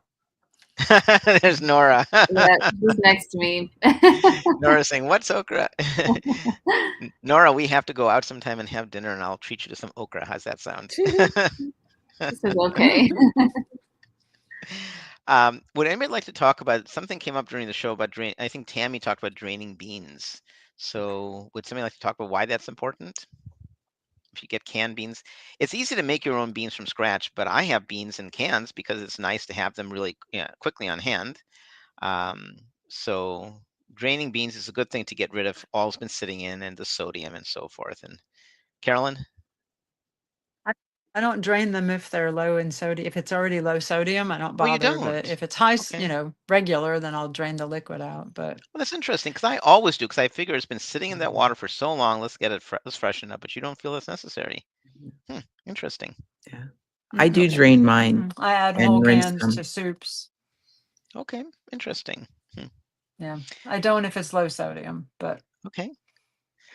All right. So it looks like so far we have Krista, Lee, Elka, and Janet. Does that correspond to your list, Cody? Yes. Okay. And I think I promised we were going to add a third giveaway, so that means all but one of you get a prize. So I, Dylan, oh no. did you want to see the books that I yeah, mentioned? I have them right yes. here. I was thinking of giving away Brian Terry's Afro Vegan. If you had to Okay. pick one of his books, was that the one you would pick? They They're all all good. have their benefits. So this is the one from Yes. Tracy McWhorter, Yes. very well respected nutritionist and vegan cook and activist. Cody, That's you had her on your nurses show, didn't you? by any. Yep, a couple years ago we did. Yeah, that's by any means any greens necessary. I believe she also contributed to this one. Yeah, we do have a new Food for Life class that I don't remember the This is recipe. not this is not the Food for Life one. This is the Oh, African American it's Vegan a Starter folkways. Guide. Okay. Is that Yeah. the folkways No, thing? no. No, no, no. Okay. This is a different one. This is the one that I mentioned earlier that is called Vegan Africa by Marie Kachucha. I don't know how to say that name. I've seen that before. I don't have it. I've seen that Yeah, elsewhere. it's beautiful. Yeah. And then these two are by Bryant Terry. You have Vegetable Kingdom. I don't know that one.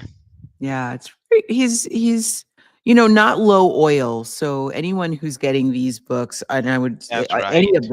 any of them, you'd have to adjust the recipes carefully to reduce the amount of fat. And then this one is called Afro Vegan. I think that's one you were referring to. Yeah. By Brian Terry. He's a great guy. Just a Mhm. really nice guy. Yeah. Yeah. Let's do this. So to thank Krista, Lee, Elka, and Janet, let's give 4 gifts. So each one of you gets something. Let's give in honor of Cody. And Cody, why don't you take a moment to tell us what is the Nurses Nutrition Network? Because Tammy and you run it and you do a great job with it. Oh, well, thanks. So, yeah, Tammy and I are the co-leaders of the Nurses Nutrition Network. It's through the Physicians Committee for Responsible Medicine, which is where we got our Food for Life training. And we will host educational events online for nurses. And it's been a while since we've had one because we're working on a project currently. So I can't really quite get into the details of that yet, but hopefully in the near future you'll hear about it. So yeah, we've got some things going on with it. Always do. Yep. So if you know any nurses, just send them over to PCRM and they can search for the Nurses Nutrition Network.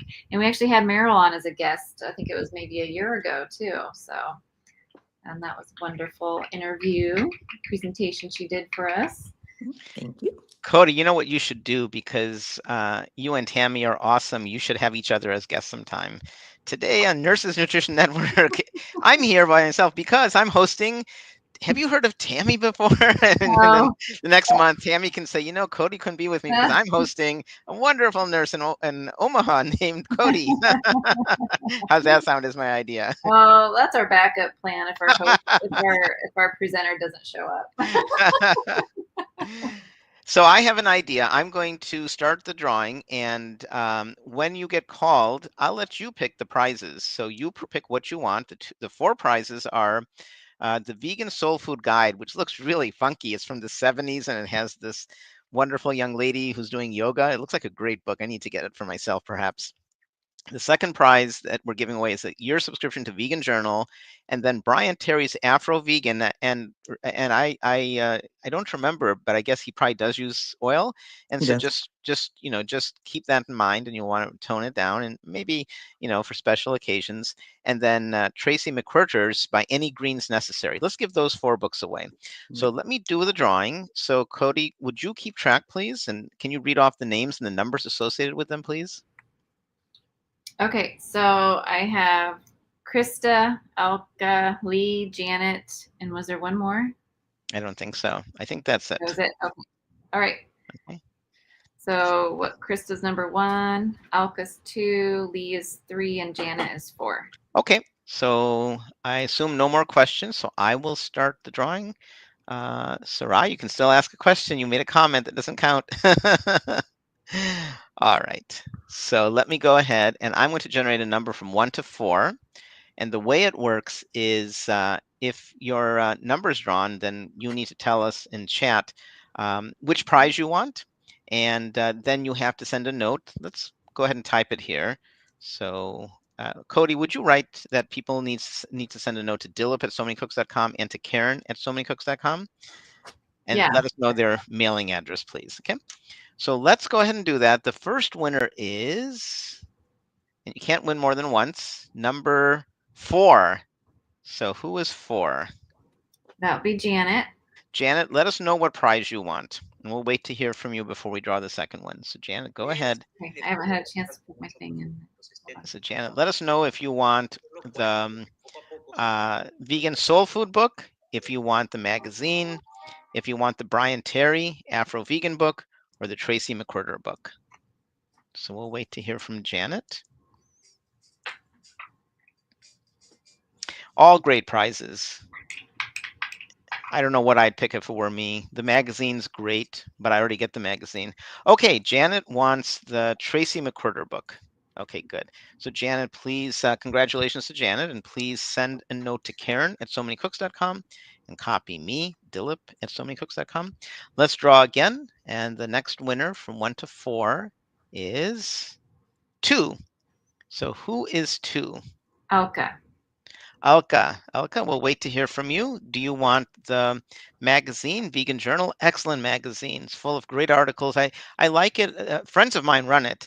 And if you get it, take a look when you open it. Charles Stoller, who's one of the 2, he looks a lot like me, and he agrees. We look very similar. Different personalities, but we look similar. Okay, you're welcome, Janet. So go ahead, and who is the winner, Cody? Number 2 is Alka. Okay, so Alka, let us know which one you want. So Alka, you can take the magazine, Vegan Journal. You can take the Brian Terry book, Afro Vegan, or the Tracy McCurder book. Let us know which one you want, and then we'll draw again after you let us know.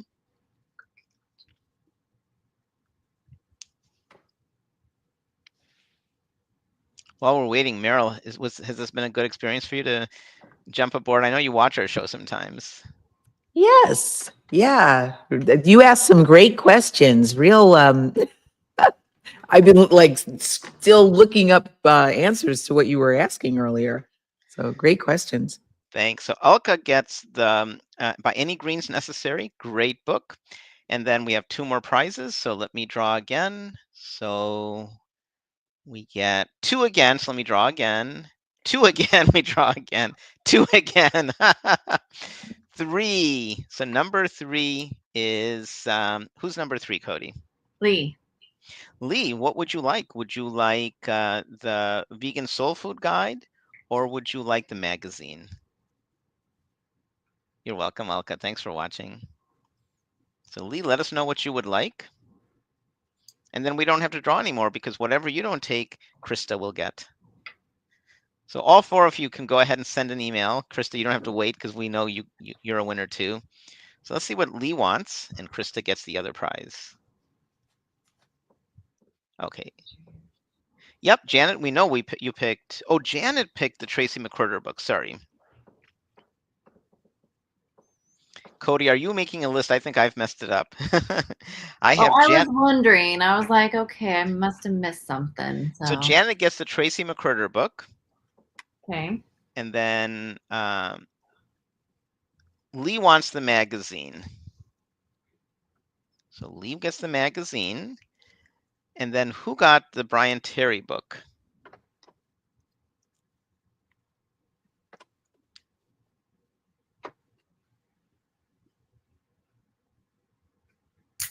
Okay, Lee. Okay, so Lee takes the magazine. We have Janet. What did Alka win? I missed that. All I heard was By Any Oh, Greens. But I think, isn't that Tracy's book?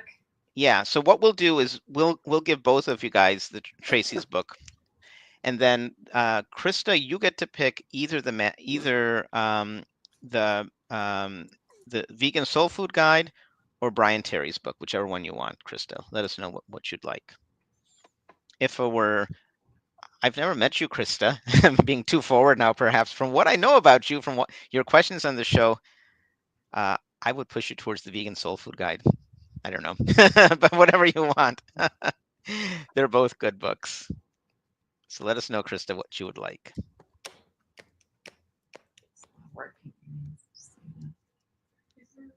So Krista, whichever you like, you can email. When you email us, let us know if you want. I'll just write down Krista. Okay, Krista gets the soul food book. Okay, good. Thanks for taking my recommendation. All right, well, let's start to wrap up. I know, Meryl, thanks so much for joining us. This has been a delight having you My pleasure. and sharing your wisdom with us. That's great. I'm jealous that you, Cody, and Carol were on this wonderful cruise that I'm usually on. I had just some circumstances at the end that, and thank you for substituting for me. Yeah, my pleasure. Yeah, we loved having the show honoring Black History Month. This is very important. The thing that I think makes I love living in our country because we have such diversity and celebrating Black history and Filipino history, Indian American history, Native Americans is just delightful. We should have a show on Native American. We actually have a Food for Life program. Thanks, Krista. We actually have a Food for Life class, not just for based on the African American eating uh, eating patterns and some soul foods, but there's one based on Indian eating patterns that's used in India. There's one on China for China that's used in China, and there's one for Native Americans. Cody, do you remember, or you're a Food for Life instructor, Meryl? Do either of you guys remember what the Native American one is? Native American Power Plate or something, and then there's a Food for Life. Yes. Yeah. I've And never really gone into it, never investigated it. Looks like a And good they use their one. common foods, like they have a common food called fry bread, which I think is what Indians call puri. Indians have something like that, which is a fried bread. And so so in that curriculum, we show how to make it in a healthy fashion. And some of the instructors are full-fledged into that, and they do a lot with the Native Americans. Do you remember, Cody, your precursor in the Nurses Nutrition Network, Carolyn Trapp? She did a lot in that space. So Yep. so Good. sorry, go on, Cody. Yep, she did. So with that, I just wanted to leave on letting you guys know that our next shows are, we have a show on eggplant. So much eggplant. I'm thinking of making one of my published recipes, which is a sauce with eggplant and tomato. Oh, Janet has taken the class. Excellent. That's great to hear. I'd love to hear what you thought about the class and who your instructor was. And did you find out about the class through our show, perhaps? I'd love to hear more about your experience. I'd love to get an email from you about that. So I'm glad you took the class, Janet. Um, I don't know if I'll ever offer the class. We don't have a large native population right where I live, but we do have some distance away. Maybe I should offer that sometime. So our next show is on eggplant. And Cody, we've been thinking with the kids. The kids have been thinking of doing a show. We decided on the topic. I forgot what it was, but we were thinking of doing it maybe in February or maybe in March. I can't remember our topic. I think it's just winter foods again. Yeah, maybe it was winter foods. So stay tuned. You'll see what our future shows are. Keep your questions coming. Cody, did you want to say anything to wrap up the show?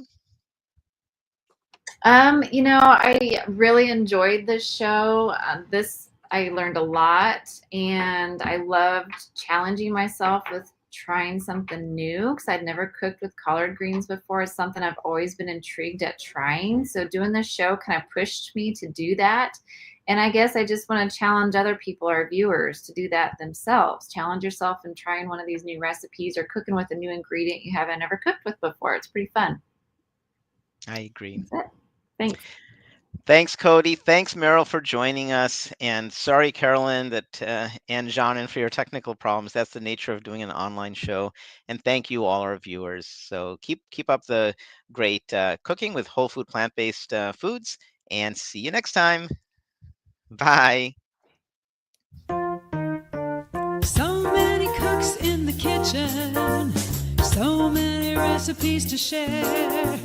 So many cooks in the kitchen with meals for you to prepare. We've got fruits and grains, veggies and beans, more healthy food than you've ever seen.